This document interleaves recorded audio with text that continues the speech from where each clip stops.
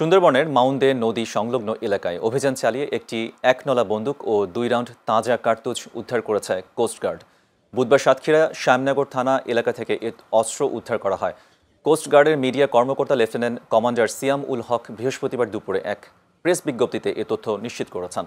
তিনি বলেন, গোপন সংবাদের ভিত্তিতে কোস্টগার্ড সদস্যরা শ্যামনগর থানার মাউন্দে নদী সংলগ্ন এলাকায় বিশেষ অভিযান পরিচালনা করে।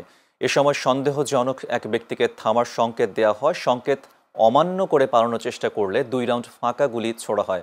তখন ওই ব্যক্তি একটি ব্যাগ ফেলে পালিয়ে যায়। অভিযান চলাকালীন আভিযানিক দল একজন সন্দেহজনক ব্যক্তিকে থামার সংকেত প্রদান করে। উক্ত ব্যক্তি সংকেত অমান্য করে পালানোর চেষ্টা করে এবং আভিযানিক দলের উপর আক্রমণের উদ্দেশ্যে অস্ত্র তাক করে। অতঃপর আভিযানিক দল আত্মসমর্পণের আহ্বানের উদ্দেশ্যে 2 রাউন্ড ফাঁকা গুলি ছোড়ে। এই সময় সন্দেহজনক ব্যক্তি তার সাথে থাকা একটি ব্যাগ ফেলে রেখে বনের ভিতর পালিয়ে যায়।